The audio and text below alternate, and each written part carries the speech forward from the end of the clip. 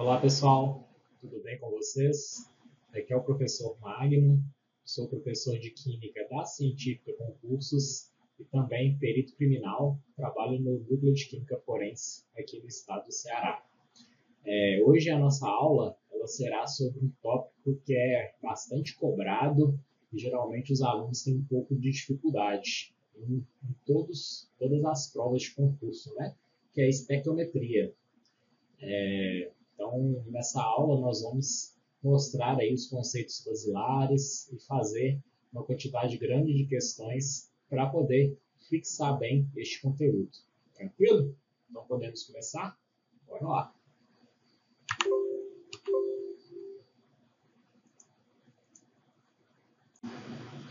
Então, vamos lá, pessoal. Iniciando os conceitos basilares, né, de estequiometria. Antes de entrarmos propriamente neste tópico, temos que estudar vários conceitos. O primeiro deles é o de massa atômica, que seria a massa de um átomo determinada em U, que é chamada unidade de massa atômica. Então, pessoal, quando foram estabelecer essa unidade, o que eles fizeram? Pegaram o isótopo 12 do carbono, dividindo ele em 12 partes iguais. Uma dessas partes, seriam 12 avos, né, do átomo de carbono, teria a massa de 1U, ok? E essa unidade de massa atômica, uma unidade dela equivale a 1,66 vezes 10 a menos 24 gramas. Vocês podem ver que é uma massa bastante pequena, né? Agora, a massa atômica, ela também pode ser calculada, estimada, aproximada a soma do número de prótons, simbolizada pelo Z, mais o número de elétrons, que é o N. Vocês já devem ter visto essa fórmula aqui lá no ensino médio. A massa atômica, chamada também algumas referências aí de número de massa, né? É igual número de prótons mais número de nêutrons. A massa, pessoal, de um átomo está concentrada no núcleo, né? Que é formado por prótons e nêutrons. Ah, professor, os elétrons também têm massa? Tem, mas a massa do elétron é tão pequena, é tão menor comparada com a massa de um próton e de um nêutron, que elas são desprezíveis, né? Por isso que a massa é estimada por prótons mais nêutrons. Então, pessoal, quando se tem lá na tabela periódica, você vai ter dois tipos de informações, né? Dois números, basicamente.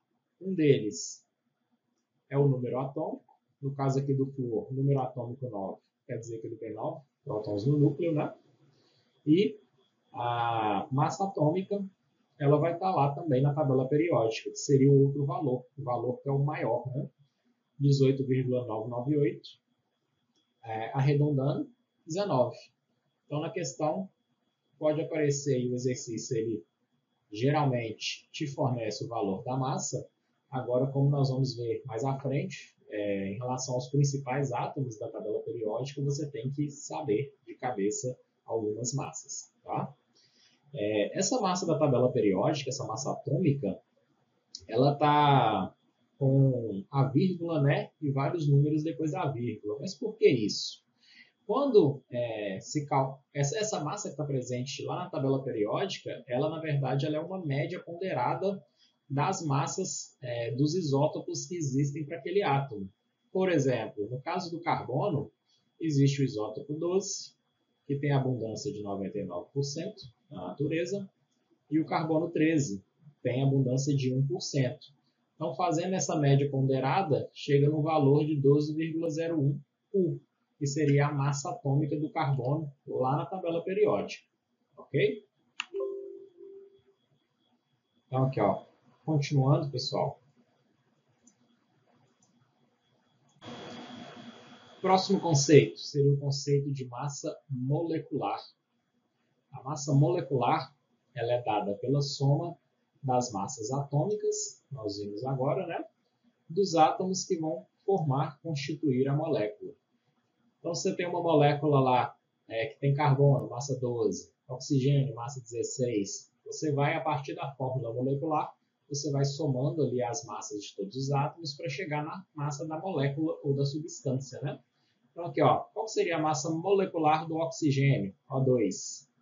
Cada oxigênio vai ter a massa, olhando pela tabela periódica aqui, 15,999 U,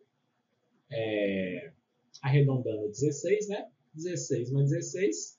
Qual que é a massa atômica? Desculpe, a massa molecular do oxigênio? 32 U, certo? A massa fórmula do cloreto de sódio. Ah, pessoal, por que você está falando fórmula agora e não molecular? Porque o cloreto de sódio é um composto iônico, né, pessoal? Não é uma molécula.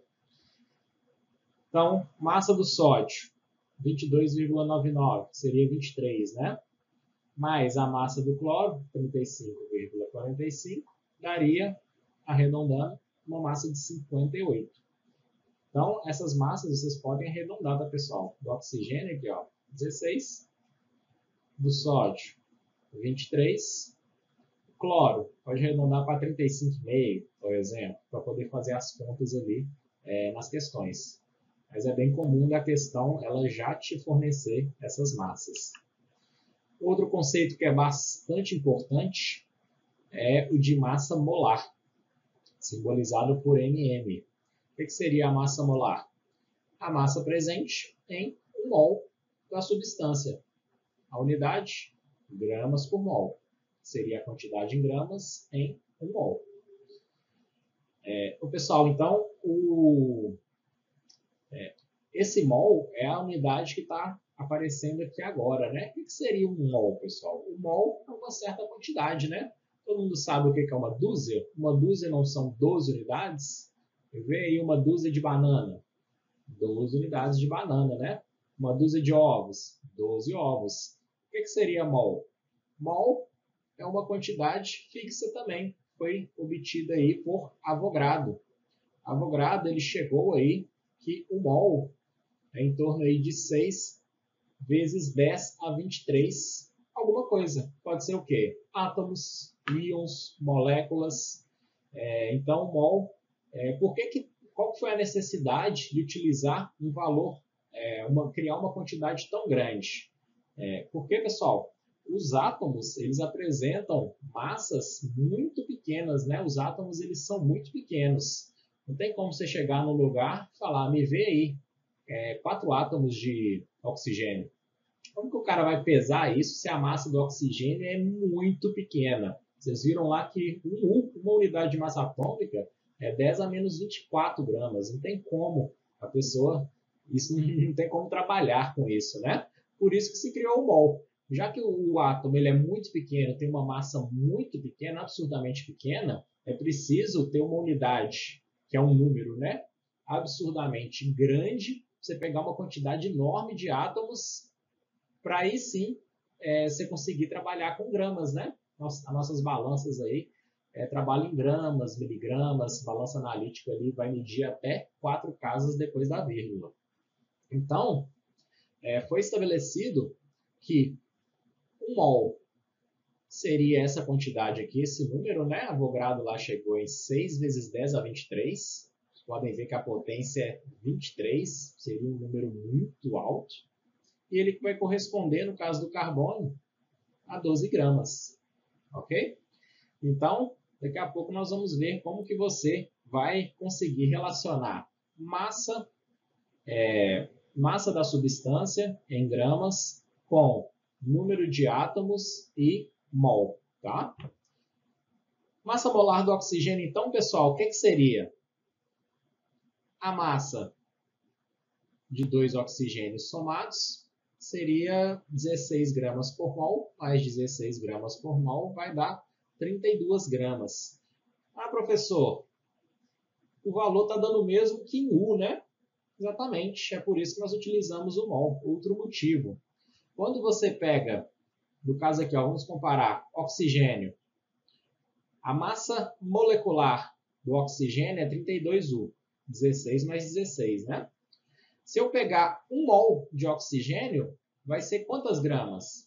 16 gramas, certo? Por isso que nós trabalhamos com mol. Se eu pegar essa quantidade gigante de átomos de oxigênio, vai dar o mesmo valor aí que tem na tabela periódica. Então, O mesmo valor que você encontraria em U, unidade de massa atômica, é o valor que você encontra em gramas, considerando 1 mol. Então, pessoal, massa molar do oxigênio, vocês podem ver que é de cada oxigênio, 16 gramas mais 16 gramas. Qual que é a massa da molécula de O2, a massa molar? 32 gramas por mol. Em relação ao cloreto de sódio, qual que seria a massa molar do cloreto de sódio? Pega a massa do sódio na tabela, seria 23, mais a massa do cloro, 35. Como vocês podem ver aqui, né? 23 mais 35, qual que é a massa molar do cloreto de sódio, NaCl? 58 gramas por mol. Tranquilo? Tudo bem, pessoal? Até aí, tranquilo, né? Alguns outros conceitos. Na verdade, agora, algumas fórmulas que são importantes, tá? Algumas relações. O número de mols, simbolizado pelo N, também conhecido como quantidade de matéria, você falar em mols ou falar quantidade de matérias é a mesma coisa, tá? Em uma dada massa M, pode ser calculado por meio da seguinte relação. Então, essas duas equações aqui, para quem gosta de utilizar equações, é importante que vocês saibam, tá? Então, aqui, ó, número de mols pode ser calculado por massa dividido por massa molar, que é o MM. Você, isolando o M e multiplicando aqui, pode escrever também que massa é igual ao número de mols vezes massa molar. Então, pessoal, é bem importante aí que nas questões de estequiometria, que tem algum tipo de cálculo, né? É importante que vocês memorizem algumas relações de massas de alguns elementos. Qual que é a massa do hidrogênio? Principalmente desses aqui que está no slide. Massa do hidrogênio, 1. Carbono, 12. Nitrogênio, 14. Oxigênio, 16. Sódio, 23. Cloro, 35. Esses aqui são os principais elementos que vocês têm que saber a massa, porque o exercício pode fornecer ou não, tá? Questãozinha para a gente poder treinar essas fórmulas. Quantos mols estão presentes em 54 gramas de água? Quem que é a água, pessoal? Qual que é a fórmula da água? H2O, né? Para a gente utilizar essa fórmula aqui, a primeira, para calcular o número de mols, é a massa dividido pela massa molar. Qual seria a massa molar da água? MM. Na água, nós temos o quê? Dois átomos de hidrogênio, né? Então, 2 vezes a massa do hidrogênio, mais uma vez um átomo de oxigênio. Aqui eu vou colocar a massa como A, tá? Massa do oxigênio. Isso aqui vai ser o quê? 2 vezes 1 mais 1 vezes 16, que é a massa do oxigênio, né? 2 mais 16 vai dar o quê? 18. U seria a massa aqui da água. Mas é a mesma coisa que 18 nós vimos lá no slide anterior. O valor que você acha para U seria o mesmo, considerando o mol, 18 gramas por mol. O que isso quer dizer, pessoal? Quer dizer que 1 mol de água, 6 vezes 10 a 23 moléculas de água, qual que é a massa? 18 gramas. Tranquilo? Agora que a gente tem o valor da massa molar da água, nós podemos calcular quantos mols tem em 54 gramas de água. Utilizando a fórmula, o número de mols é igual a massa dividido pela massa molar. Qual que é a massa? 54 gramas. Pessoal, o cuidado principal quando se tem fórmulas é você colocar nas unidades coerentes, né? Se você está em gramas por mol, está dividindo por gramas por mol, a massa tem que estar em quê? Gramas. Se o exercício te deu em quilogramas, em miligramas, você passa para gramas, porque senão os cálculos, a substituição na fórmula vai ficar errada. Sempre tem que ter cuidado com as unidades, tá? 54 gramas dividido por 18 gramas por mol, que é a massa molar. Esse gramas por mol dividindo, ele vai inverter, né? O resultado vai ficar em mol. 54 dividido por 18 vai dar 3 mols de água. Muito bom utilizar a fórmula, né? Falar, professor, não gosto de utilizar fórmula, já tem fórmula demais nesse concurso, né? Na minha prova aí para eu poder memorizar. Posso fazer por regra de 3? Claro, deve, tá? Eu particularmente gosto de resolver tudo por regra de 3. A fórmula ela ajuda também, em muitos casos, a resolver de forma mais rápida, mas a regra de 3 resolve tudo na parte de estequiometria. Então, a partir disso aqui, o que nós podemos escrever? 18 gramas por mol. 1 mol de água são quantas gramas? 18 gramas de água, né? Se eu quiser saber quantas gramas, quantos mols tem 54 gramas de água, X, né? Vai ser o número de mols. Multiplicando cruzado, para poder resolver a regra de 3, vai ficar o quê? 18x é igual a 54 vezes 1, que dá 54. X, o 18 está multiplicando, passa para o outro lado, dividindo. 54 dividido por 18, que é igual a 3 mols de água. Olha aí, professor. Chegamos no mesmo resultado, né? Mas tem que chegar mesmo, né? Porque são duas formas aí de resolver esse tipo de questão. Agora temos aí uma questãozinha, né? Para poder treinar a definição de massa molar. Cai em concurso só definição? Cai. Questão aí para professor substituto de Química. A respeito das propriedades gerais de sólidos, líquidos e soluções, julgue o item. A massa molar pode ser definida como a massa por mol de átomos de um elemento, exatamente, né? A massa por mol de moléculas de um composto molecular, com certeza, no caso da água, que a gente acabou de resolver, ou a massa por mol de fórmulas unitárias de um composto iônico, seria no caso do NaCl, cloreto de sódio, tanto que eu falei lá de massa fórmula, né? No caso composto iônico. Tá certo, pessoal, o conceito de massa molar? Massa molar é isso tudo mesmo? Pode ser a massa de um mol de moléculas, de um mol de fórmulas lá do NaCl, de um mol de átomos. Sim, né? Exatamente. Tudo correto. Questão correta. Então vamos lá, pessoal. Continuando aqui com alguns conceitos, né, que são bem importantes aí que vocês saibam. Quando for trabalhar com algumas grandezas, é importante saber qual que é a unidade dessa grandeza no Sistema Internacional de Unidades, que é o SI, né? Por exemplo, a grandeza, a massa, a unidade do SI padrão dela é o quê? Quilograma, kg. Temperatura, Kelvin. Tempo, segundo. Comprimento, metros. E assim por diante. Outra coisa que é bem importante aí para a estequiometria e para a química em geral, né?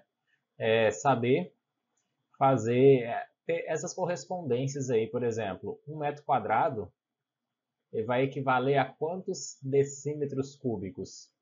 Seriam 1000 decímetros cúbicos, que é a mesma coisa que 1000 litros. Por quê, professor? 1 decímetro cúbico corresponde a 1 litro, ok? Enquanto que 1 centímetro cúbico corresponde a 1 ml. Então, em algumas questões, pode ser que você tenha que fazer a conversão de unidades, né? Então, é bem importante que vocês saibam. Por exemplo, quando nós temos lá na escala metro cúbico, depois aqui decímetro cúbico, né? E centímetro cúbico, se eu pegar aqui 1 metro cúbico Um metro cúbico seria quantos decímetros cúbicos?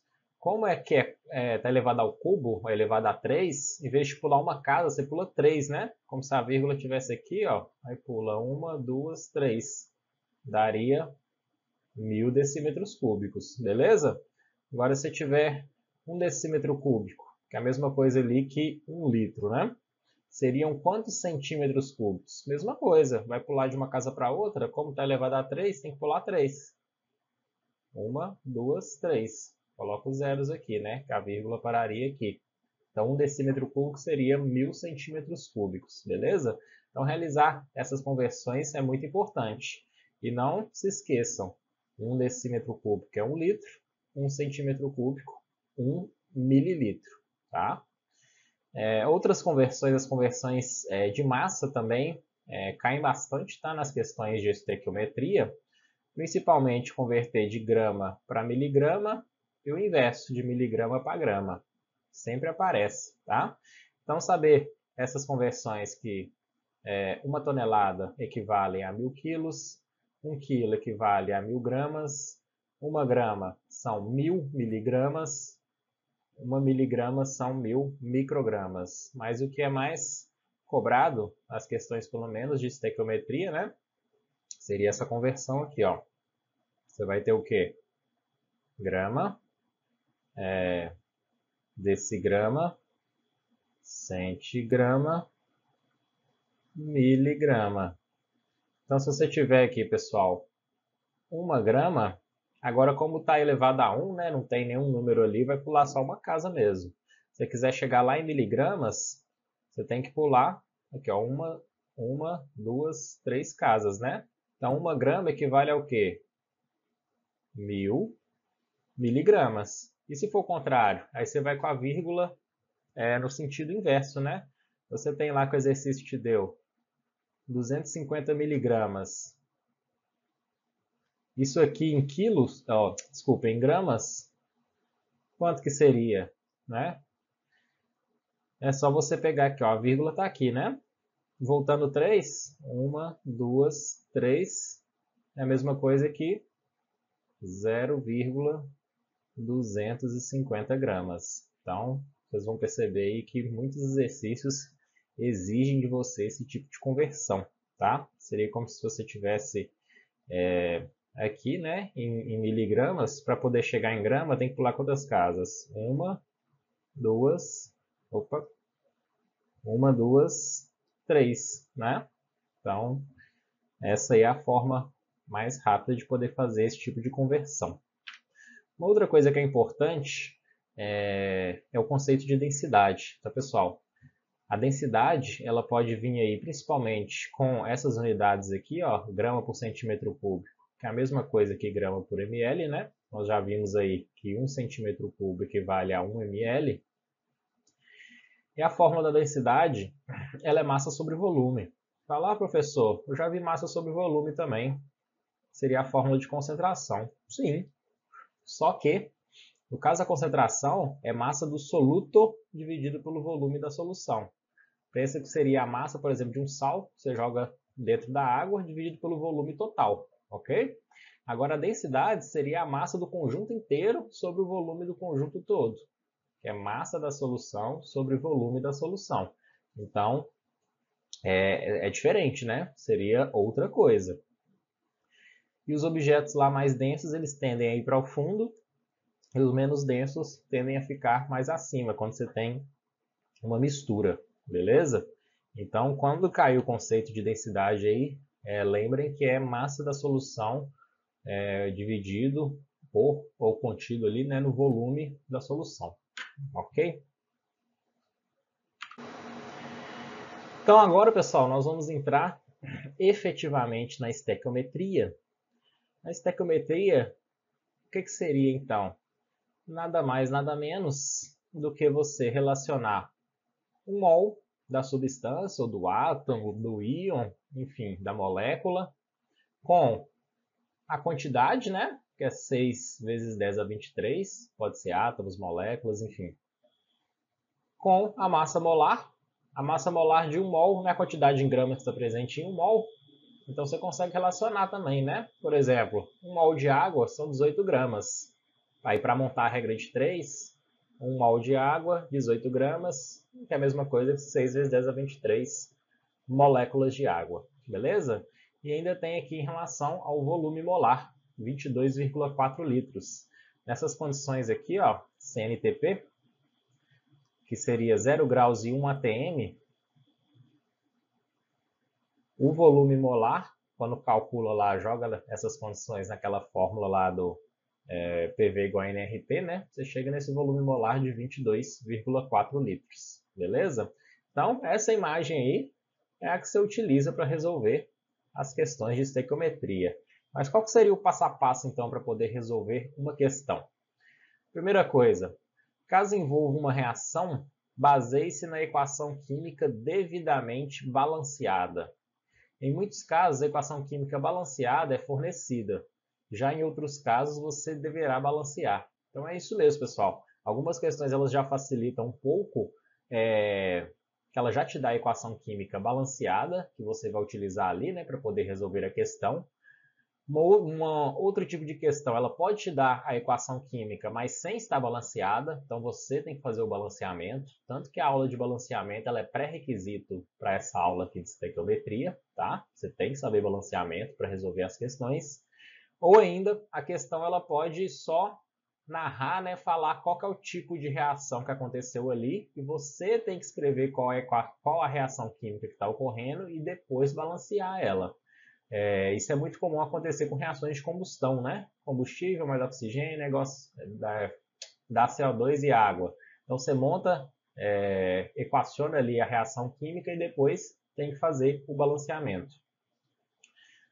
Então depois, pessoal, a partir da reação química balanceada, o que você vai fazer? Aplicar as relações estudadas, né? Que nós vimos lá as fórmulas, regra de 3, de mol, massa, massa molar, volume molar, número de mols, número de Avogadro, que é o 6 vezes 10 a 23 alguma coisa, né? Então, saber relacionar tudo isso aí em regra de 3, ou então utilizando aquelas fórmulas.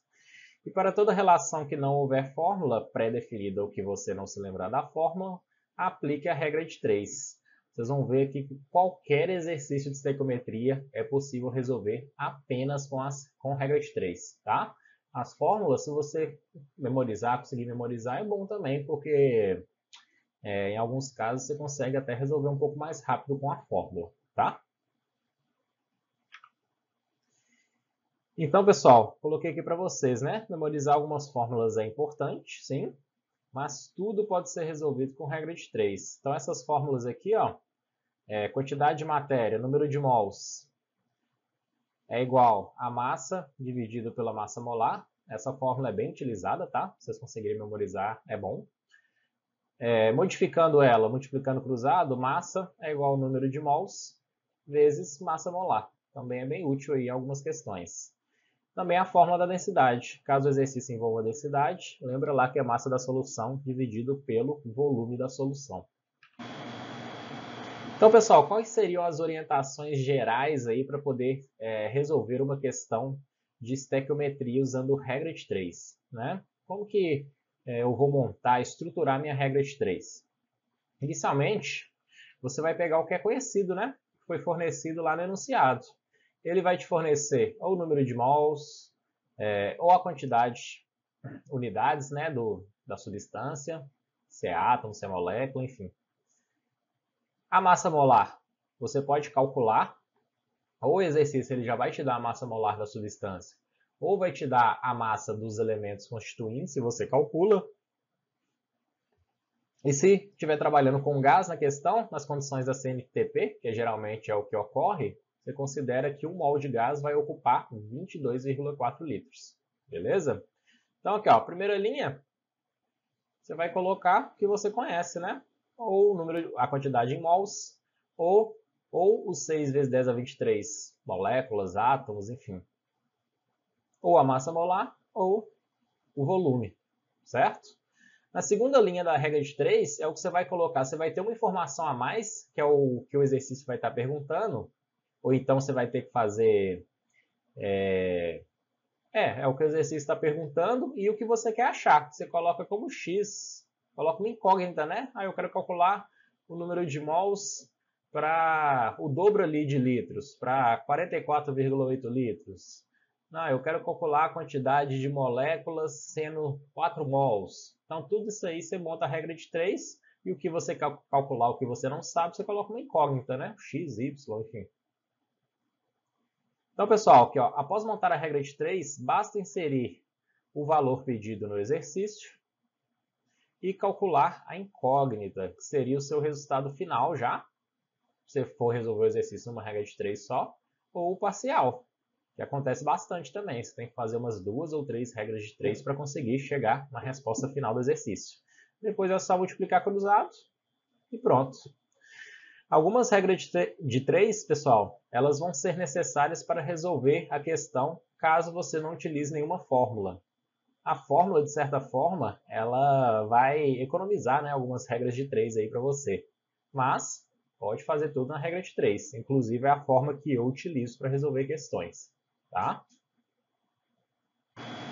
Então vamos lá, pessoal, resolver mais uma questão. Tá falando aí, ó, a varfarina utilizada como anticoagulante possui a fórmula molecular C19H16O4. Com a massa de CO2 em gramas produzida na combustão completa de 370 mg de varfarina. Quais os dados que a questão deu?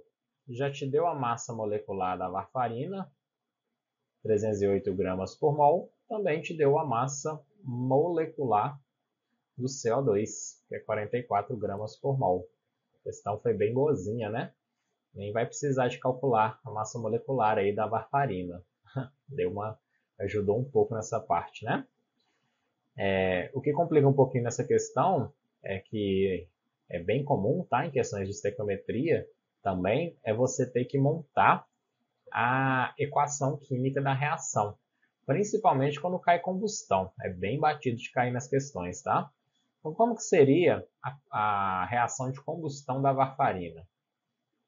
Então, nós temos aqui, ó, C19H16O4. Então, nós temos o combustível, que é a varfarina. Ela tem que reagir com o comburente. Geralmente, aí você coloca o O2, oxigênio, gás oxigênio, formando CO2 mais água. Pronto, essa aí tá o equacionamento da reação de combustão completa. Tá, pessoal? Combustão completa forma gás carbônico, combustão incompleta formaria monóxido de carbono ou fuligem. Tá? Prestem atenção nisso. Agora, para poder balancear essa equação, nós temos que utilizar, já devem ter visto lá na aula de balanceamento, né? A regra do macho. Só que falando Ceará, macho, né? Macho, que é metal a metal, carbono, hidrogênio e oxigênio. Então, como aqui nós temos carbono, hidrogênio e oxigênio, o primeiro que a gente tem que balancear é quem? Carbono, né? A gente tem 19 carbonos lá nos reagentes na varfarina, no CO2 tem 1, tem que colocar um 19 aqui, né? Para poder, multiplicando 19 vezes 1, ter 19 carbonos nos produtos também. Então, balanceou o carbono. Hidrogênio. Temos 2 hidrogênios na água e 16 hidrogênios lá na varfarina. Então, tem 16 hidrogênios nos reagentes, para ficar 16 nos produtos, bota um 8 aqui, ó. 8 vezes 2 dá 16. Balanceou também o hidrogênio. Para balancear o oxigênio, o que a gente faz? Nós temos... Quantos nós temos nos produtos, né, que tem mais ali? 19 vezes 2 dá 38. 8 vezes 1 dá 8, né? 8 mais 38. Nós temos 46 oxigênios nos produtos. Aqui na varfarina a gente já tem 4. 46 menos 4 dá 42, né? No oxigênio temos 2. Qual o número que a gente multiplica por 2 para dar 42? 21. Beleza? Então agora está balanceado também a quantidade de oxigênios. Beleza? Vamos ver o que o exercício está perguntando mesmo? com a massa de CO2 em gramas produzidas na combustão completa de 370 mg de varfarina. Está tudo em gramas, né? Mas a partir aí dessa equação química, o que a gente pode escrever em termos de mols? Porque esse número que a gente coloca, que é o coeficiente estequiométrico, está dando ali a quantidade de mols, né, pessoal? Relacionando então varfarina e CO2, nós temos que 1 mol, como eu não coloquei nada aqui, aqui é 1, né? 1 mol de varfarina está formando 19 mols de CO2. Agora, pessoal, a gente tem que passar tudo isso aí para a massa, né? 1 mol de varfarina deu a massa molecular. São quantas gramas de varfarina? 308 gramas de varfarina. Vai formar 19 mols. 19 vezes quantos?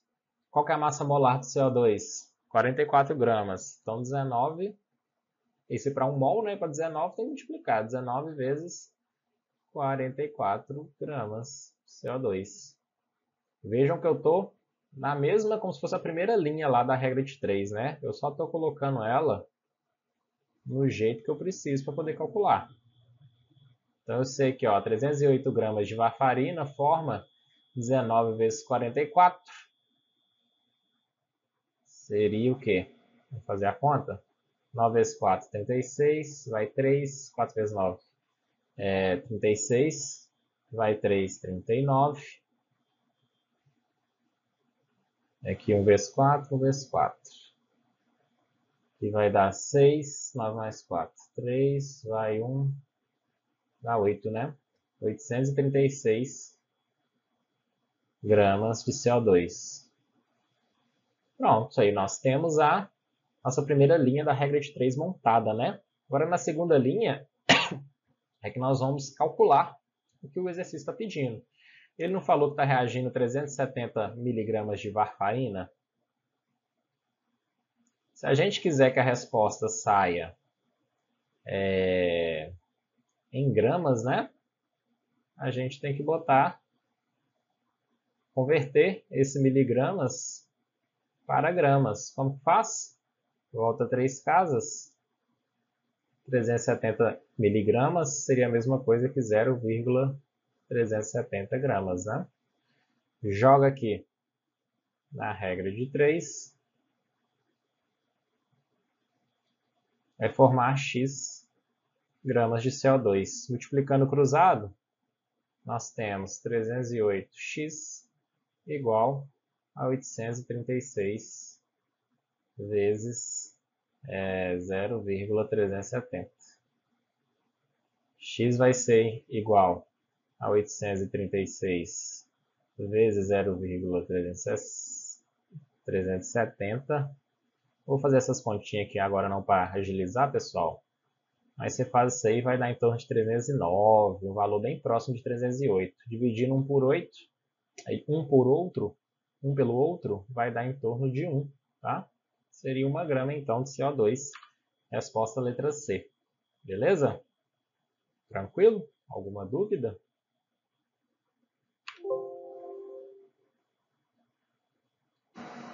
Mais uma questão. Está falando o seguinte. O oxigênio representa aproximadamente 20% em volume do ar atmosférico em relação aos outros gases presentes na mistura. Quando o oxigênio e o monóxido de carbono se encontram, ocorre a seguinte reação química. Agora ele te deu a reação química, né? E já está balanceado aí. Olha aí que bonzinhos, né? Está falando agora. Nessa situação, considerando que todos os gases estejam submetidos à mesma pressão e temperatura, o volume de ar necessário para a combustão completa, de novo, combustão completa, né? De 20 litros de monóxido de carbono é. O que nós temos que relacionar aqui, pessoal? Está falando do monóxido de carbono, que é o CO, e está querendo saber qual que é a quantidade aí de ar que vai gastar. O que vai reagir que está no ar ali seria o quê? Oxigênio, né? Por isso que ele falou do oxigênio. Então, primeiro a gente vai calcular a quantidade de oxigênio que vai gastar. Depois a gente vê a de ar. Beleza? Então, pessoal, como que a gente relaciona oxigênio que vai reagir com o monóxido de carbono? Tá aí, né, já. 1 mol, que não tem nada, aqui é 1, né? 1 mol de CO vai reagir com meio mol de O2. Beleza? Agora, nós temos que trabalhar com volume. Vocês lembram lá que o volume, se ele não te deu um valor de volume aqui, você considera o volume molar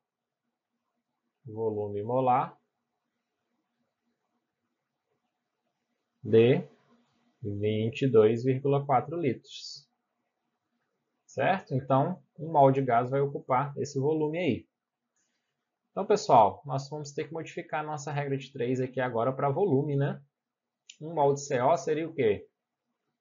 22,4 litros de CO. Meio mol de O2. Meio vezes 22,4 litros de O2. Que a gente chega em 22,4 litros de CO. Reage com o quê? 11,2 litros de O2. É isso aí que você tem, né? Pronto. Primeira linha da regra de 3 está aí. Se vai reagir 20 litros de CO, 20 litros de CO, vai gastar X litros de O2, né? Só fazer a regra de 3. Pronto, montamos. Multiplicando cruzado, 22,4x é igual a 20 vezes 11,2. X é igual a 20 vezes 11,2 dividido por 22,4. Pode simplificar aqui, eu podia ter simplificado até na regra de 3 direto, né? 22,4 dividido por 11,2, que vai ficar 2, que sobra 1. 20 dividido por 2, 10 litros de O2. Professor, e agora? A gente não tem nem alternativa com 10 litros. Erramos, deu ruim. Aí o cara já desespera. Calma, cara, calma. Você esqueceu aqui, ó, do 20%, né? Agora a gente vai ter que fazer uma outra regra de 3. Por quê? 10 litros de O2, eles estão em 20% do ar atmosférico, né? Vai reagir aqui com ar, né? Então, 100% seria o total de volume de ar, que é o que a questão está pedindo, né? Olha lá, o volume de ar aqui, ó. Volume de ar. Então, bota aqui X, né? Já pode simplificar aqui, ó, direto na regra de 3, uma dica para vocês. 100 dividido por 20, aqui fica 1, aqui fica 5.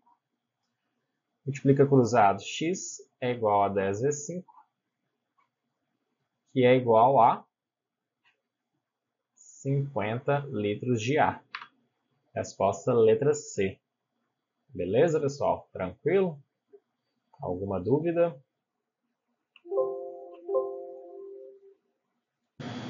Então vamos lá, pessoal. Resolver aí mais uma questãozinha. Está falando o seguinte: o ácido ascórbico ou vitamina C, cuja fórmula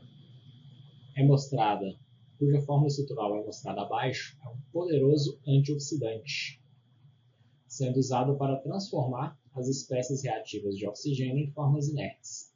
Então aí, vitamina C é bom, está na dieta de todos, né, pessoal? Vamos tomar aí um suco de laranja, de limão. É um antioxidante muito bom. Aqui, então, a questão ela deu a fórmula da vitamina C. E eu já coloquei aqui para vocês a fórmula molecular dessa vitamina C, porque o foco dessa aula aqui, como não é química orgânica, sim estequiometria, nós vamos já para poder adiantar um pouco essa questão, né? Então, ele deu aqui as massas dos elementos constituintes, que é o hidrogênio, massa 1, carbono 12, oxigênio 16. A questão foi bem boazinha, né? Não precisava de fornecer esses valores. Podia cobrar que o candidato já soubesse de cabeça. E ele deu a constante de Avogadro, de 1 mol, então é 6 vezes 10 a 23, como nós vimos. Então, pessoal, antes de começar a resolver a questão, com certeza precisaremos da massa molar da vitamina C, que é C6H8O6. Para a gente poder calcular essa massa molar, como nós vimos anteriormente, como faz? 6 átomos de carbono vezes a massa dele, que é 12, mais 8 átomos de hidrogênio vezes a massa, que é 1, mais 6 átomos de oxigênio, massa 16. 6 vezes 12 dá 72. 8 vezes 1, 8. Mais 6 vezes 16, 6 vezes 10, 60. Mais 6 vezes 6, 36. 60 mais 36, 96. Assim que eu faço conta de cabeça. Como que vocês fazem aí? 72 mais 8, 80. Mais 96 vai dar 176 gramas por mol. Então, aqui ó, já temos a massa molar da vitamina C. É algumas questões que elas já vão te dar, já facilita mais ainda a vida, né? Já te dá logo a massa molar da substância. Falando o seguinte, assinale a alternativa que apresenta corretamente a quantidade de matéria em mols e a quantidade de oxigênio em miligramas presentes em 440 miligramas de ácido ascórbico. Eu estou pedindo duas coisas, pessoal. A primeira delas é saber a quantidade em mols de vitamina C. Isso ele quer saber. Que está presente em 440 miligramas, né? De vitamina C. Essa é a primeira pergunta. Cuidado aí, não confundir. A segunda pergunta seria qual é a quantidade de oxigênio em miligramas, quantidade de oxigênio. A gente não sabe, né? Alguma coisa em miligramas presentes nessa quantidade aí de ácido ascórbico, de vitamina C. Então vamos lá, né? Primeiro a gente tem que resolver a primeira parte. Nós já sabemos aí que a massa molar da vitamina C é 176 gramas. O que a gente pode escrever? 1 mol de vitamina C correspondem a 176 gramas. E essa quantidade aqui que ele quer saber, a gente tem que converter para de miligramas, voltando 3 casas, dá 0,440 gramas de vitamina C. Isso aqui em mols vai ser quanto então? 0,440 gramas vai dar X, né? Multiplicando cruzado, 176x igual a 1 vezes 0,440. X é igual a 0,440 dividido por 176. Nós podemos converter isso aqui, 0,440, para a potência de 10, para nos ajudar, né? Isso aqui é a mesma coisa, pulando 3 casas, 440 vezes 10 a menos 3. Ok? Dividido por 176. Agora a gente pode dividir, ó. 440 dividido por 176. Isso aqui vai dar quanto, então? Multiplicando por 2. 2 vezes 6, 12. Vai 1. 2 vezes 7, 14. Mais 1, 15. Vai 1. 2 vezes 1, 1. Mais 1, 3. 10 menos 2 dá 8. Aqui eu puxei 1 daqui, né? Ficou 3. Então, 13 menos 5, 8. Então, que a gente continua essa conta? Bota uma vírgula e um zero. 880 dividido por 176, Isso aqui vai dar em torno de 5, né? 5 vezes 6, 30. 0 vai 3. 5 vezes 7, 35. Mais 3, 8. Vai 3 de novo. 5 vezes 1, 5. Mais 3, 8. Dividiu bonitinho, né? Então, vai dar 2,5 vezes 10 a menos 3. Essa é a quantidade em mol que está correspondendo a 440 miligramas de ácido ascórbico. Pessoal, mas não tem nem isso, é uma alternativa. E agora, né? Errou. Pessoal, a banca, ela confundiu aí, ela falando quantidade de matérias, é que ela falou em mols, né? Mas na verdade vai ser o número de moléculas, né? Por isso que ele deu a constante de Avogadro. Porque nós sabemos que um mol correspondem a quê? 6 vezes 10 a 23 moléculas. Se nós temos essa quantidade em mol aqui de vitamina C, isso aqui vai corresponder a quantas moléculas de vitamina C?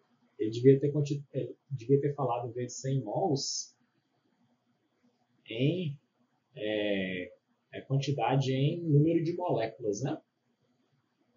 Mas quando a banca ela erra essas questões, alguns conceitos, né? Confunde alguns conceitos, isso aí não é suficiente para anular a questão, não, pessoal. Você que tem que ficar esperto mesmo. Multiplicando cruzado, x é igual a 2,5 vezes 10 a menos 3, vezes 6 vezes 10 a 23. 2,5 vezes 6, isso aí vai dar 15, né? 15, 10 a menos 3 vezes 10 a 23, mantém a base, e somos os expoentes, menos 3 com 23, dá 20, né? Isso aqui é a mesma coisa que o quê? 1,5 vezes 10 a 21. Agora sim, temos respostas, né? Chegamos lá na letra B, correto? Mas vamos continuar a questão, que a gente ainda não acabou. Como que a gente vai calcular quantos miligramas de oxigênio tem nessa fórmula aí da vitamina C? O que nós podemos fazer então? Nós sabemos o quê? Qual é a informação que nós temos? Nós sabemos, pessoal, que nós temos 96 gramas de oxigênio. Você lembra lá na massa molar, que a gente estava calculando? 96 gramas de O em 176 gramas de vitamina C, né? É isso que nós temos para montar outra regra de 3. Agora, em 0,440 gramas, seria a quantidade ali em miligramas, né? De vitamina C. Quanto que nós vamos ter de oxigênio? Multiplicando cruzado, 176x é igual a 96 vezes 0,440. Nessa de baixo aqui, vocês poderiam colocar até em miligramas de uma vez. 440 miligramas, que a resposta já sairia em miligramas também. Tá? Mas aqui, como eu botei em gramas, fazendo essas continhas, pessoal, 96 vezes 0,440 dividido por 176. Fazendo essas contas, vocês vão chegar em 0,240 gramas, que é a mesma coisa que 240 miligramas. Resposta, então, letra D. Não, professor, muita conta, bastante conta. Questões de estequiometria geralmente tem uma quantidade grande de contas. Essa questão aqui teve que calcular muita coisa, tá? É uma questão que, se você já começa a fazer ali e não acerta de cara, já pula para outra. Uma coisa boa, se fosse esperteza de prova, né, a maldade, você começasse pela essa segunda informação, que é uma regra de 3 bem simples, né, de montar, e já chegasse aqui no valor de 240, rapidinho você já chegaria letra B. Precisa de calcular outra parte? Não. Não tem 240 em outra alternativa, letra B, já pula para outra questão. Beleza? Tranquilo? Continuando a nossa teoria aqui, pessoal, da aula de estequiometria, agora nós vamos falar sobre pureza de reagentes e rendimento de uma reação. Isso aí costuma cair em algumas questões também, tá? Na vida real, pessoal, nos experimentos, aí, nas indústrias, nos laboratórios, enfim, qualquer reação química, o rendimento das reações ele geralmente inferior a 100%. Bater 100% é algo quase que ideal aí, né? Isso acontece por vários motivos, devido à baixa pureza dos reagentes. Os reagentes você vai purificando ali, ele fica 70%, 80%, 90%, 95%, mas 100% é bem difícil também de obter. Geralmente fica no máximo de 99%, 99%, depende da aplicação, né, para ter uma pureza tão grande aí também do reagente. Condições experimentais não otimizadas, limitação da reação por estar em equilíbrio. Então, existem vários motivos aí que fazem com que o rendimento de uma reação não seja de 100%, seja abaixo disso aí, 70%, 80%, 90%, enfim. E toda vez que o enunciado, então, de uma questão não fizer menção ao rendimento da reação ou à pureza dos reagentes, você deve considerar que o rendimento é de 100%. Seria o caso daquelas questões que nós estávamos fazendo anteriormente. Agora, caso o rendimento ou a pureza, caso contrário, né, o rendimento e a pureza eles vão ter que ser considerados nos cálculos, tá? Então, na questão, se ele te der algum rendimento ou pureza de um reagente, em algum momento ali da resolução você vai ter que incluir esse dado, tá? Então, por exemplo, vocês podem ver aqui, ó, um reagente de ácido lático, esse aqui é 85%. O frasco todo dele de 1000 litros seria o 100%, né? Então, dentro desse volume de 1 litro de ácido, do reagente, né, de ácido lático, você vai ter, efetivamente, 850 ml de ácido lático, 85% daquele volume inicial, né? Então, isso aí, quando a gente for considerar a pureza do reagente, a gente vai pegar a quantidade que o exercício deu ali e multiplicar por essa porcentagem para poder obter o que efetivamente vai reagir, que é o que tem realmente da substância ali dentro do frasco, beleza? Então, pessoal, agora nós vamos fazer aqui uma questão envolvendo rendimento, né? Então, essa questão ela está falando o seguinte, ó, o ferro, metal de suma importância para a sociedade moderna, é obtido siderurgicamente a partir da hematita, componente ativo do óxido de ferro 3. Pelo menos falou porque a hematita é óxido de ferro 3, né? Não demandou aí você saber a fórmula da hematita. Então, é obtido aqui a hematita, né? Ela vai reagir com monóxido de carbono para poder formar o ferro lá na siderurgia. Essa questão é bem interessante, né? Meu pai trabalhou muitos anos, aposentou em siderurgia. Aí para poder extrair o ferro, que é o ferro gusa, né? O ferro puro, do minério, no caso aí é a hematita, tem que reagir com monóxido de carbono. O monóxido de carbono é um gás extremamente tóxico, né? Ele não tem cor, não tem cheiro, mas questão de pouco tempo aí ele vai se ligar de forma irreversível na hemoglobina e a pessoa vai morrer sufocada ali, sem nem saber de onde está vindo. Então, na siderurgia, o que eles faziam? Tinha tubulação de monóxido de carbono para saber se tinha algum vazamento na época, né? Antigamente, bem antigamente, não tinha muito sensor direito, ou se tivesse não funcionava tão bem, eles colocavam como se fosse montava ninho de passarinho ali, né? Coitado, sobrava pro passarinho, pro pombo, enfim, o passarinho que tivesse lá na região. Montava ninho próximo à tubulação. Se eles vissem que o passarinho caiu duro lá por causa do monóxido de carbono, isso aí seria a forma de ver que tinha um vazamento, né? Aí já acionava toda a empresa. Você vê como que eram as condições antigamente.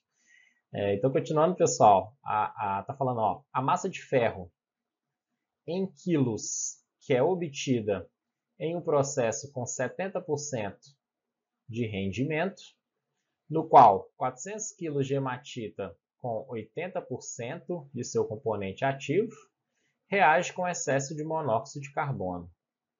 Fala, não, professor, não entendi nada, né? Calma. Vamos. Primeira coisa que a gente tem que fazer é montar a equação química. Ele falou que a hematita é formada pelo quê? Óxido de ferro 3. Então, aqui, ó. Teria que saber a aula lá, né? De óxidos. Fe2O3 é o óxido de ferro 3. Vai reagir com quem? O exercício falou. Monóxido de carbono, CO. Beleza? O que tem que formar? O ferro. Ferro usa. O que vai sair aqui de gás é CO2, gás carbônico. Tranquilo? Então aí equacionamos a nossa reação química. Agora nós temos que balancear, né? Para poder fazer o balanceamento aqui, pessoal, lá na aula de balanceamento vocês vão ver algumas métodos de tentativas, utilizando lá o macho, balanceamento de oxidação, tem várias táticas lá para poder fazer esse tipo aqui de balanceamento, tá? Mas aqui, ó, balanceando ferro, 2 ferro, 2 ferro, para poder balancear o carbono já está balanceado, né? O problema é que o oxigênio ele não está balanceado aqui, ó. Tem 4 oxigênios no reagente e 2 oxigênios nos produtos. Então tem que achar um número ali igual, nesse caso que você ia colocar o x, né? Para poder fazer alguns cálculos e chegar nesse coeficiente estequiométrico. Mas aqui eu já vou adiantar para vocês que é o 3. Lá na aula de balanceamento, o professor vai ensinar vocês como faz isso aí de forma mais rápida, tá? Então, pessoal, aqui está balanceado, ó, 3 carbonos, oxigênio 3 mais 3, 6, 3 vezes 2, 6. Tudo balanceado, bacana. Então, o exercício, pessoal, está falando tanto de rendimento, que é 70%, quanto de pureza, né? Apesar dele não falar explicitamente, mas aqui, ó, 80% da hematita que vai corresponder a Fe2O3. O resto é impurezas, né? Que vai ser separado ali no processo na siderurgia mesmo, tá? Então, na siderurgia. Então, pessoal, o que vai reagir aí é 80%, que seria a nossa pureza, né? Vou colocar aqui. Quem que está envolvido aqui no exercício? O ferro, que ele quer saber quanto que forma, e a partir de quem que vai vir o ferro? Do óxido de ferro 3. Como que nós podemos relacionar os dois aqui? 1 mol de Fe2O3 vai formar o quê? 2 mols de ferro. Pessoal, tá falando tudo em massa, né? Vai reagir 400 gramas de hematita. Quer saber a massa de ferro que vai formar? Então tem que passar tudo para gramas. 1 mol de Fe2O3, ele te deu? Não deu, né? Tem que calcular. Qual que é a massa molar de Fe2O3? Isso aqui vai ser 2 vezes a massa molar do ferro, que ele deu ali, que é 56, mais 3 vezes a massa do oxigênio, que é 16. Isso aqui vai dar 112 mais 48, que é igual a 160 gramas. Certo? Então aqui, ó, 1 mol de Fe2O3, 160 gramas de Fe2O3. Vai formar quantos mols de ferro? 2 mols, 2 vezes. Qual que é a massa do ferro? 56, né? Então isso aqui vai ficar aqui de ferro. Estamos só lapidando aqui a primeira linha da regra de 3, né? Para deixar ela bonitinha. Se não quiser, já pode substituir direto, tá? Já pode ir logo para a segunda linha. Beleza, pessoal? Principalmente no dia da prova, né? Não vai ter lá muito tempo para resolver. Mas aqui, como está sendo na aula, eu estou indo passo a passo. 160 gramas de óxido de ferro 3 forma 112 gramas de ferro. 80%, onde que a gente vai encaixar a pureza, pessoal? Aqui, ó. Quanto que vai reagir de hematita, Fe2O3? 400 quilos, né? 400 quilos é o que vai reagir. Só que, desses 400 quilos, 80% é que tem efetivamente de Fe2O3. Então, a gente multiplica aqui, ó, por 0,80. Já aprenderam isso aí? Vai calcular a porcentagem de um número, 80%, multiplica por 0,80. Vai calcular 20%, multiplica por 0,20. Calcular 15%, multiplica por 0,15. Assim por diante. Então aqui, ó, aqui você já está considerando a pureza, você está multiplicando por 0,80, né? Por 400. Isso aqui vai formar quanto de ferro? Quantos quilos de ferro? Se aqui está em quilos, aqui vai sair em quilos também, né? Beleza? Agora é só resolver, né? Multiplicando cruzado. 160x é igual a... Aqui, 0,80 vezes 400 vai dar 320 vezes 112. X é igual. Se você colocar as unidades aí, pessoal, você vai ver que vai cortar, tá? Gramas por gramas e a resposta vai dar em quilos, beleza? Vezes 112 dividido por... Calma. 160. Simplificou. Pode cortar aqui, ó, se você quiser, né? Para facilitar suas contas, 32 vezes 112 dividido por 16. Isso aí vai dar exatamente 224. Que podia se dividir, né? 32 por 2. Sobrou 2. Que 1. 2 vezes 112. 224 quilos de ferro. É o cara. Uhul! Cheguei na resposta, finalmente. Letra E. Calma, cara. Tá emocionado, né? No dia da prova. Aí vai errar a questão de bobeira. E o rendimento? Tem que considerar o rendimento, né?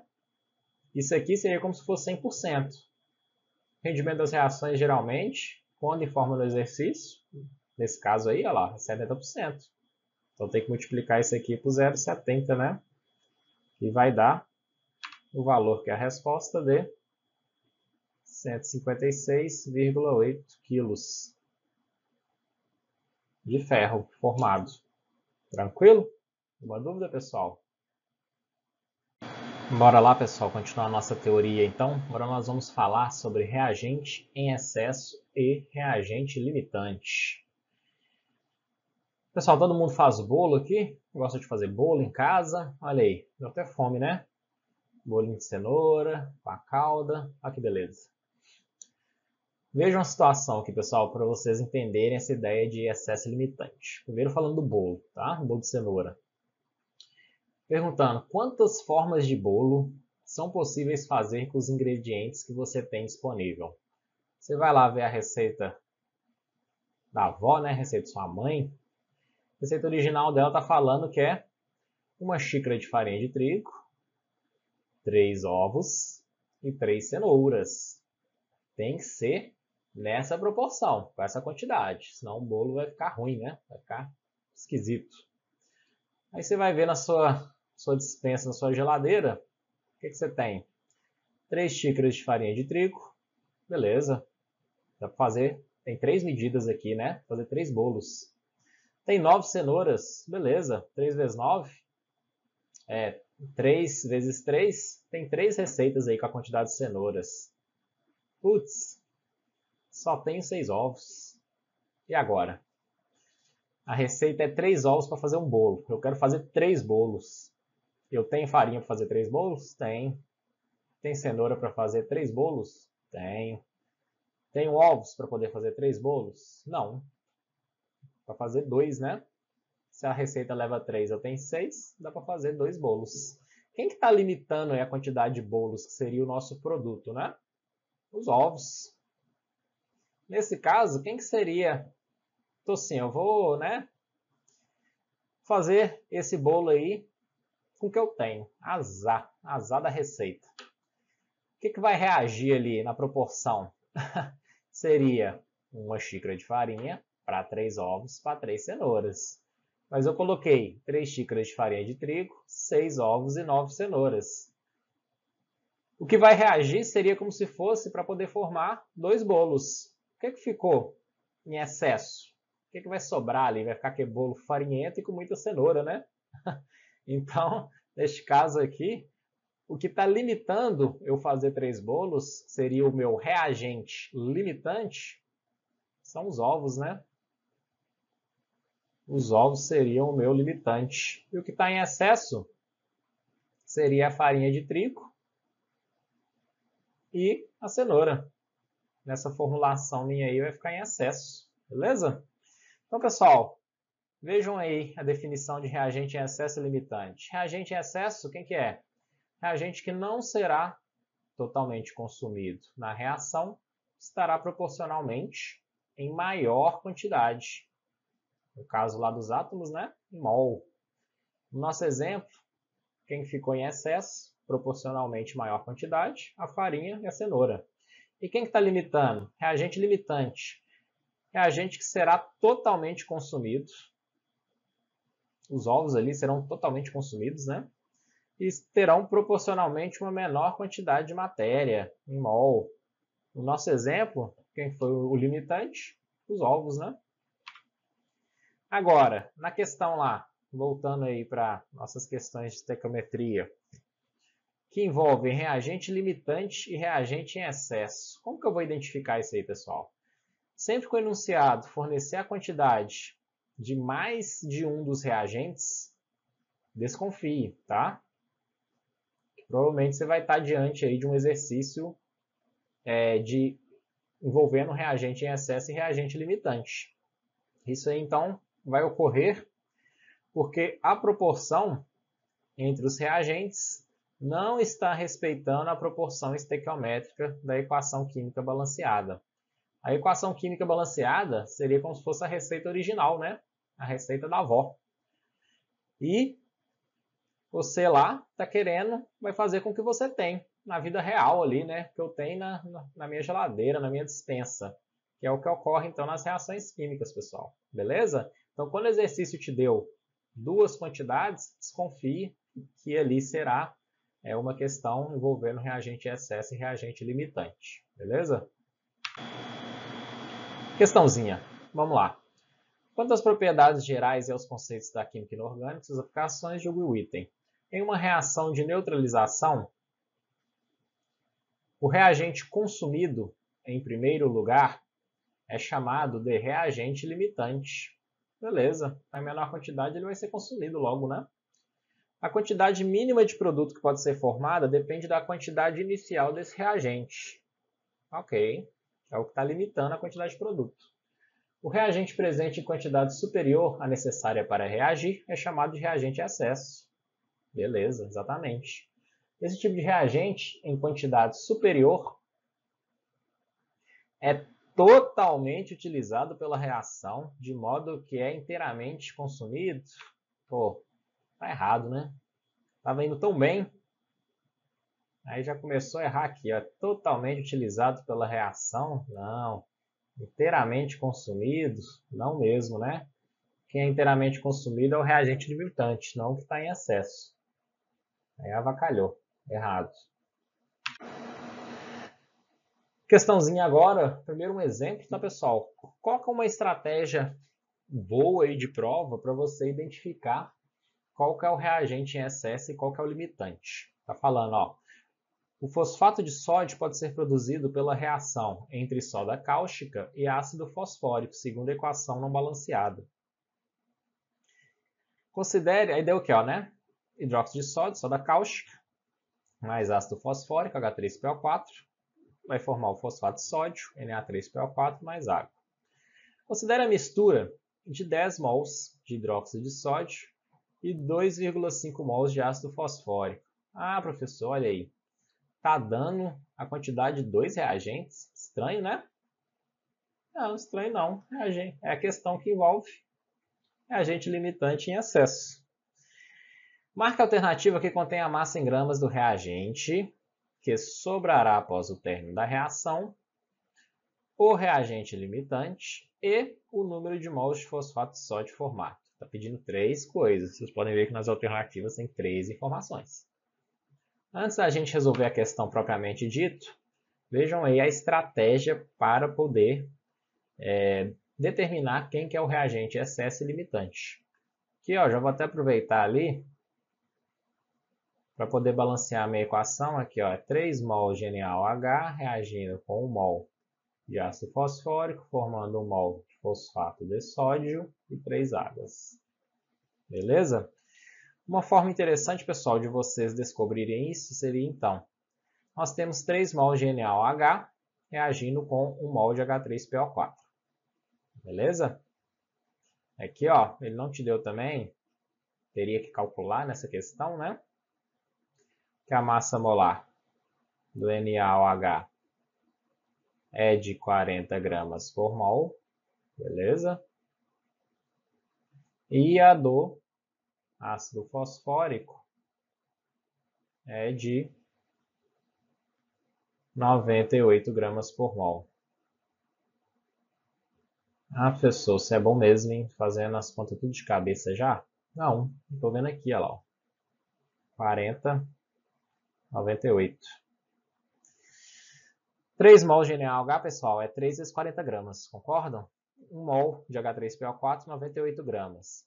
Então, aqui, ó, você montou aqui o que seria o teórico, né? O que a equação química te dá. Na realidade, você vai reagir o quê? 10 mols de hidróxido de sódio, então 10 vezes 40 gramas de NaOH, e vai formar,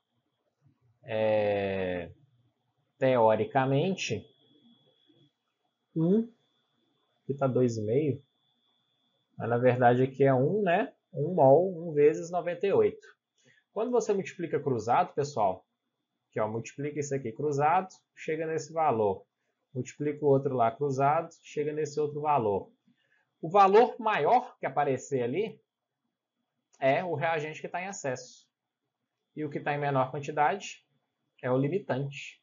Olha aí como é fácil. Só fazer essa multiplicação e ver qual é o valor mais alto. Mais alto em excesso, menor limitante. Então, nós já descobrimos o quê? Está reagindo hidróxido de sódio com ácido fosfórico. Quem que vai limitar a quantidade de produto formada? O ácido fosfórico. Beleza? Então, essa aqui seria uma outra estratégia, tá? Mas eu prefiro a de cima. 1 mol de ácido fosfórico está reagindo com 3 mols de NaOH. Certo? Se eu jogar aqui os 2,5 mols do exercício, vocês vão ver que ele vai reagir com, fazendo a regra de 3, né? 7,5 mols de NaOH, mas você tem 10. Então você sabe aí, dessa forma, que quem está em excesso? Hidróxido de sódio. Porque está sobrando, né? Então essa aí seria uma outra tática. Agora, para poder resolver a questão, pessoal, como que a gente vai fazer, né? Veja aí que ele está... A questão, ela está perguntando 3 coisas, né? Primeira delas, vamos aos poucos, então. Marque a alternativa que contenha a massa em gramas do reagente que sobrará após o término da reação. O que nós temos, então? Deixa eu preencher aqui meu balanceamento. 3 mol de NaOH reage com 1 mol de H3PO4, formando 1 mol de Na3PO4 e 3 águas. Beleza? Então, pessoal, inicialmente, nós queremos descobrir qual é a quantidade que vai sobrar do reagente em excesso, do hidróxido de sódio. Então, a gente tem que relacionar o quê? 3 mols de NaOH está reagindo com 1 mol de ácido fosfórico. Beleza? Então, isso aí é o que nós temos, né? Se eu já sei que o limitante é o H3PO4, vai reagir 2,5 mols dele, né? Vai formar Formar não, desculpem. Vai reagir quanto de hidróxido de sódio? Multiplicando cruzado, x igual a 3 vezes 2,5. Isso aí vai dar 7,5 mols de NaOH. Ah, professor, sobrou mesmo, né? Tinha 10 mols de NaOH, reagiu 7,5 mols. Sobrou quanto? 2,5 mols, né? Isso aí que o exercício está querendo saber aqui, ó. Qual que é a massa em gramas do reagente que vai sobrar? Vai sobrar o que a gente está em excesso, né? O que nós sabemos aí a partir da massa molar? Esqueci de trazer minha massa molar para cá, olha para você ver. Massa molar do NaOH vai ser o quê? 23 mais 16 mais 1 dá 40 gramas por mol. Então aqui, ó, 1 mol de NaOH, eu sei que são 40 gramas. 2,5 mol, mols, moles. Multiplica cruzado, x é igual a 2,5 vezes 40, que vai dar 100 gramas de NaOH. Só com essas informações, pessoal, 100 gramas que sobrou do reagente em excesso e o limitante, que é o que está perguntando em seguida, nós descobrimos lá que é o H3PO4, já dá para saber que é a letra D, né? Mas vamos ver ali o finalzinho. O que mais ele está perguntando? Qual o número de mols de fosfato de sódio formado? Nós temos 1 mol de ácido fosfórico reage com 1 mol de H3PO4. Vou nem escrever a substância não. 1 mol forma 1. Eu estou reagindo 2,5, pessoal. De ácido fosfórico, vou formar quanto? 2,5, né? 2,5. 2,5 mol será formado de Na3PO4, fosfato de sódio. Beleza? Então aqui, resposta letra D. 100 gramas, o limitante é o H3PO4 e 2,5 é o que forma do fosfato de sódio. Beleza? Alguma dúvida? Tranquilo? Mais uma questão. Vamos lá. Agora, a gente não tem aquilo lá para ajudar a gente, né? A gente tem que se virar aqui com as nossas táticas. Falando o seguinte, a acetanilida é uma amida secundária que tem a mesma função do paracetamol, atuando como analgésico e antipirético. Pode ser sintetizada por meio de uma reação da anilina, tá aqui, atuando... Não, calma. Como apresentado na reação a seguir. Em um laboratório, a reação apresentada foi conduzida nas condições de temperatura e pressão apropriadas. Então, aqui, ó, a anilina reagindo com anidrido acético, formando acetanilida. Beleza? Como não é o foco da nossa aula não é orgânica, eu já coloquei aqui as fórmulas moleculares. Depois que vocês verem lá, vocês vão ver que é bem tranquilo, bem rápido de obter essas fórmulas, tá? Mas vamos focar aqui na estequiometria, beleza? Então, aqui, ó, o que nós temos aqui? 1 mol de anilina, que é o C6H7N, reage com 1 mol do anidrido acético, que é o C4H6O3, para formar 1 mol de acetanilida, C8H9NO. Tá? Tranquilo? Então vamos lá. Em um laboratório, a reação apresentada foi feita com adição de 279 kg de anilina, ok, e 204 kg de anidrido acético. Ixi, deu duas massas de reagentes. Se é questão envolvendo reagente em excesso, né? Pois é. Ambos com pureza de 100%. Pelo menos a pureza é 100%. A reação alcançou um rendimento de 80%. Como se não bastasse, ainda enfia um rendimento, né? Beleza de questão. Questão, ó, tranquilinha. A reação alcançou um rendimento de 80%, beleza. Tá repetindo aqui, né? Tá. A massa em quilos de acetanilida ao final da reação é igual a M2. Assinale a alternativa que apresenta o intervalo com M2. Tranquilo, né? Fácil. Vamos lá. Por onde que a gente começa? Então, pessoal, por onde que você começaria? Pegando as fórmulas moleculares. Depois, o exercício não te deu a massa molar de nenhum deles. Que exercício legal, né? Você teria que saber de cabeça as massas, calcular, né, a massa molar de cada uma dessas substâncias. Como que calcula? Tem que saber que a massa do carbono é 12, do hidrogênio é 1, do nitrogênio é 14, do oxigênio 16. Falei com vocês mais no início da aula que essas massas desses elementos principais, tá? Principalmente esses aí, você tem que saber de cabeça, tá? Então, pessoal, para adiantar a nossa vida aqui, para não ficar tão grande a resolução dessa questão, já vou jogar direto o valor da massa, tá? Então, o que nós temos aqui? Qual que é a informação que nós temos? 1 mol de anilina reage com 1 mol de anidrido acético. Como que a gente descobre mesmo se é reagente em excesso limitante? Aquela tática boa lá, né? 1 mol de anilina seria 95 gramas de anilina. Está reagindo com 1 mol de anidrido acético, somando lá a massa de cada elemento, né, vai dar 102 gramas de anidrido acético. Beleza? Agora vamos jogar os nossos quilos lá, né, da reação.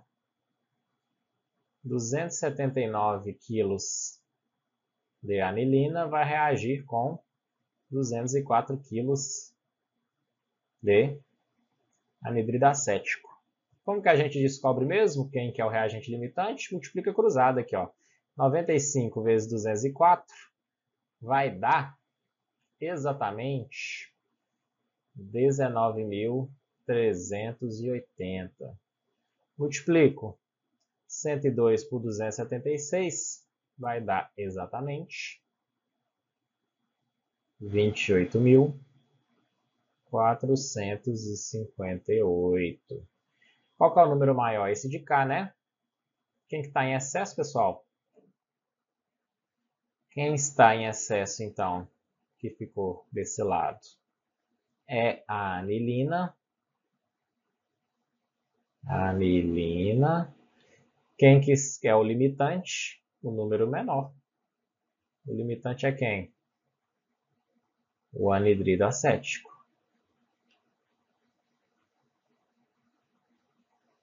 Tranquilo? Beleza? Se você fosse tentar descobrir quem que é o reagente em excesso limitante com a outra estratégia, dá um trabalhão, viu? Por isso que essa aqui é sempre boa, ela sempre funciona. Tá? Sem dar tanto trabalho. Lógico que tem as contas aí, né? Mas é o jeito, é o que temos. Para poder calcular agora, pessoal, ficou uma bagunça isso aqui. Vou resolver aqui, ó, nesse cantinho. Como nós sabemos que o anidrido acético é o reagente limitante, o que nós temos? Que 102 gramas do anidrido acético, vou nem escrever aqui para não ficar muito bagunçado, vai formar 135 gramas de anilina. A anilina é essa aqui, tá, pessoal? C8H9NO. Somando a massa dos elementos, você chega numa massa molar de 135 gramas. Certo? Então aqui, ó, o nosso limitante ele vai reagir todo, que é o anidrido acético, seria 204 quilos, né? Vai formar X quilos de acetanilida. Beleza? Multiplicando cruzado, fica 102 x igual a 204 vezes 135. X já em quilos, 204 vezes 135 dividido por 102. X aqui vai dar 270. Aí o cara, ufa, Finalmente terminei essa questão, né? Demorei lá meus 10 minutos na prova, mas valeu a pena. Acertei. Aqui, ó, letra D.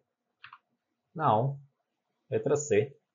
Aqui questão. O cara faz tanta conta que ele esquece que tinha um rendimento, né? De 80%. Aí vai felizão lá. Aí é triste. Como rendimento, isso aqui seria o rendimento de 270 kg se fosse 100%, né, pessoal? Mas não é. Tem um rendimento de 80%, multiplica por 0,80. Vai chegar aí no valor de 216 quilos que foram efetivamente formados.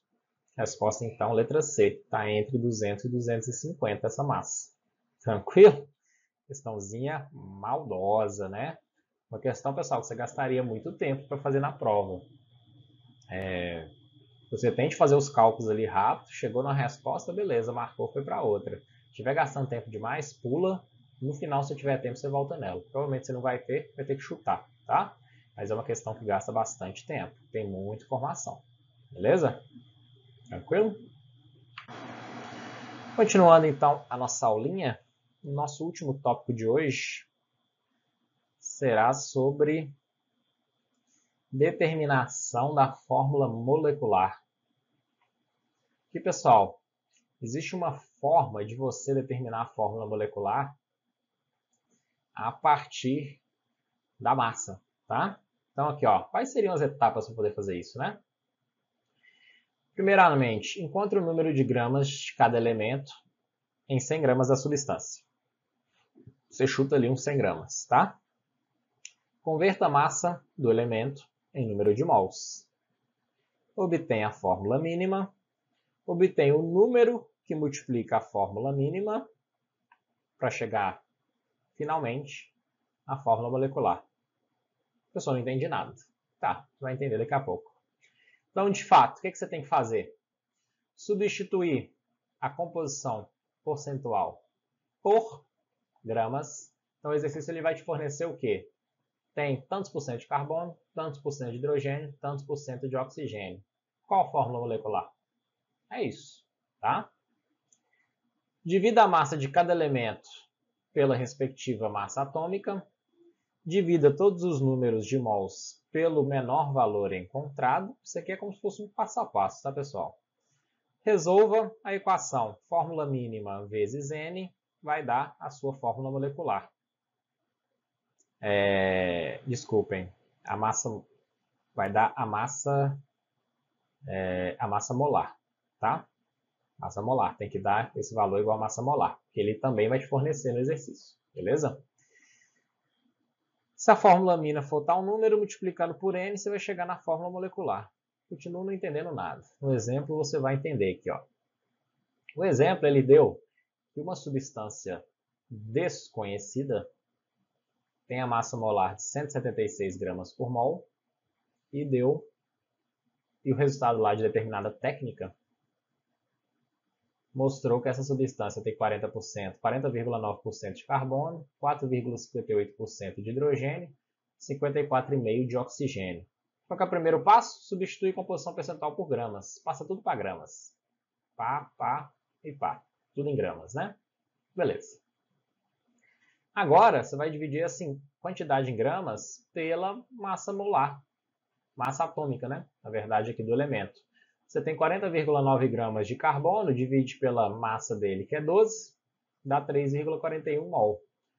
Tem 4,58 gramas de hidrogênio, divide pela massa atômica do hidrogênio, que é 4,58 mol. Oxigênio, 54,5, divide pela massa atômica do oxigênio, que é 16, dá 3,41. Agora você pega esses números aqui, ó, e vai dividir eles pelo menor número, que é 3,41. 3,41 por 3,41 dá 1. 4,58 dividido por 3,41 dá 1,34. 3,41 por 3,41 dá 1. Beleza? Agora você vai multiplicar pelo menor número para isso aqui ficar inteiro, tá? Então aqui, ó, vezes 3, 1,34 vezes 3 vai dar 4. Então ficou tudo inteiro aqui, ó. 1 vezes 3, 3. 1,34 vezes 3 deu 4. 1 vezes 3 deu 3. Então você chegou a fórmula mínima, já chegou na fórmula mínima, olha aqui, ó. C3H4O3. De certa forma, a partir dos seus dados iniciais, você viu que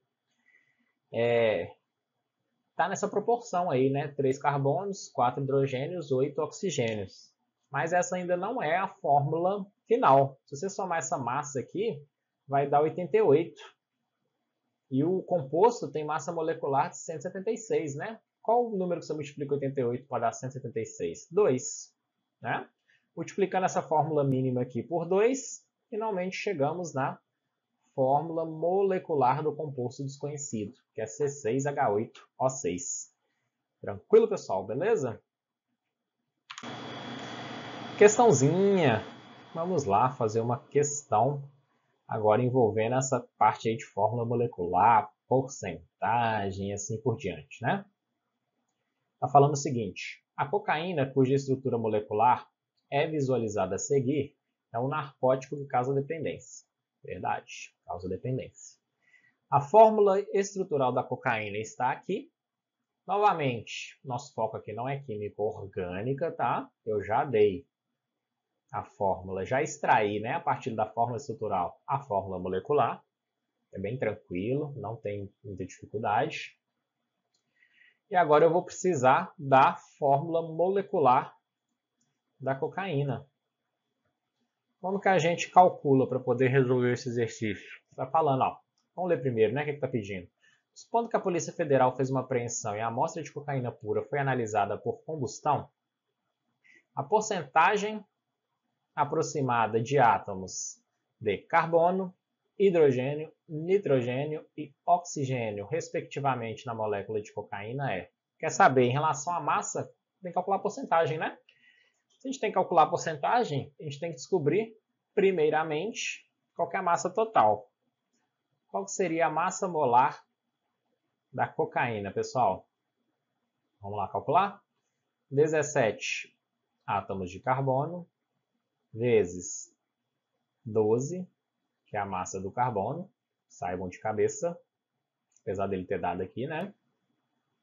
Mais 21 átomos de hidrogênio vezes a massa dele, que é 1. Tem que saber de cabeça. Mais a massa 1, né? Átomo de nitrogênio, 1 vezes 14. Mais 4 átomos de oxigênio, cada um com massa 16. Continuando, isso aqui vai dar o quê? 17 vezes 12? Quanto que dá? Quem sabe fazer de cabeça? 2 vezes 7, 14. Vai 1. 2 vezes 1, 2 e 1, 3. 1 vezes 17. Pá, 10. Vai 1. 204. Então nós temos 204 gramas aí só de carbono, né? Mais. Qual que é a massa de hidrogênio ali? 21. Mais a de nitrogênio, 14. 4 vezes 16. Oxigênio, 64. Isso aqui vai dar um total de 303, tá? 303 gramas. Essa aqui seria a massa molar da cocaína. Como calcula a porcentagem, pessoal? Como que eu vou descobrir a porcentagem de carbono?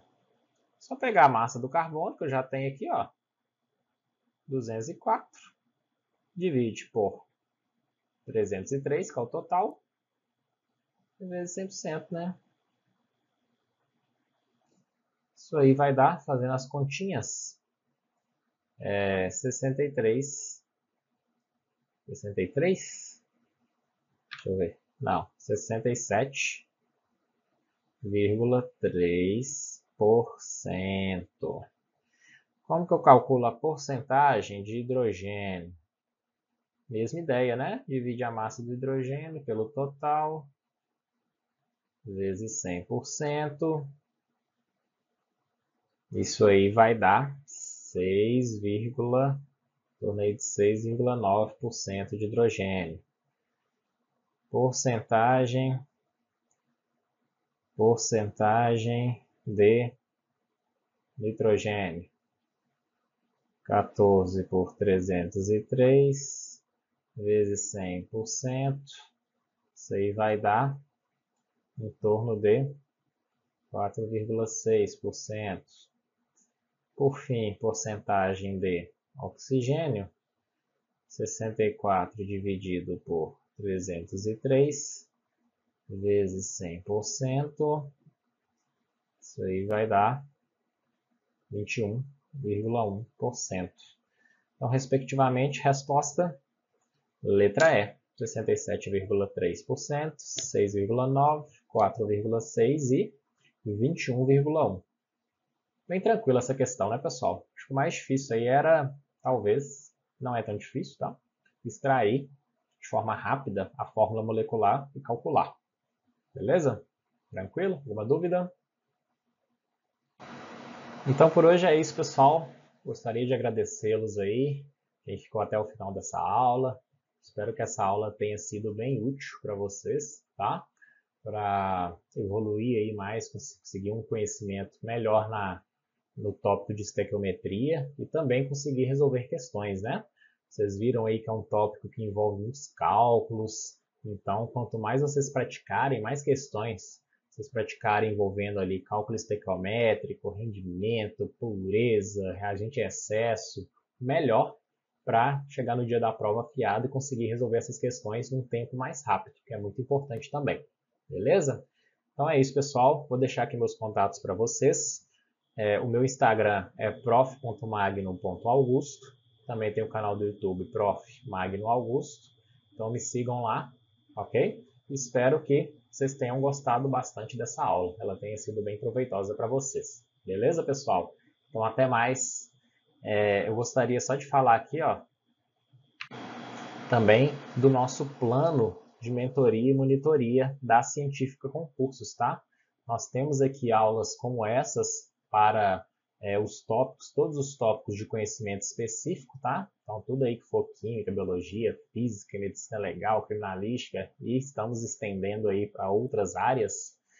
Você terá encontros virtuais temáticos como este, tá? Que está aqui no nosso canal do YouTube. E também, além disso, você terá acesso a uma série de outras ferramentas. Você vai ter um planejamento individualizado lá na nossa plataforma. A gente vai organizar todo o seu edital, tanto pré-edital quanto pós-edital.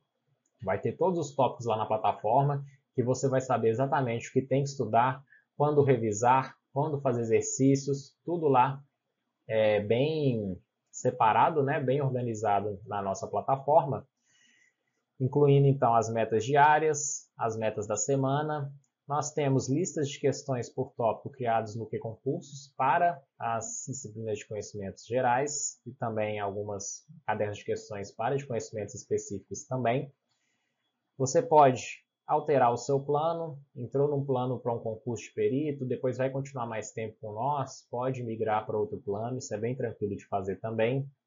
Terá um contato direto com o mentor, tá? Eu sou um dos mentores da Científica Concursos.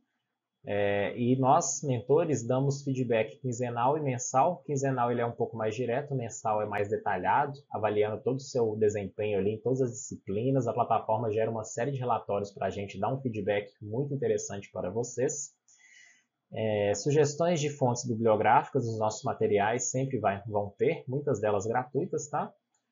Roteiro de estudo na parte de conhecimentos gerais e o nosso bizu em conhecimentos específicos, que vai ter na parte final ali uma esquematização do professor, que você pode utilizar como material de estudo, principalmente de revisão. Conteúdo esquematizado pelos professores, tanto na forma do bizu, do roteiro de estudo, quanto aqui nas nossas aulas. Tira dúvidas, temos o fórum de dúvidas dentro da plataforma para conhecimentos específicos, tá? Um grupo fechado no Telegram, você vai ter contato com os outros alunos e os outros professores, e o suporte diário aí do nosso administrativo, beleza? Então espero aí que vocês acessem o nosso site, que é o cientificaconcursos.com.br. Ele está cortando um pouco aqui. Lá tem todas as informações das nossas ferramentas, dos nossos planos e tudo mais, e os contatos também no nosso WhatsApp, tudo ali para você, que você entre para a Científica Concursos, seja nosso aluno em breve, tá? Então é isso, pessoal. Gostaria de agradecer. Até mais, até a próxima aula. Tchau.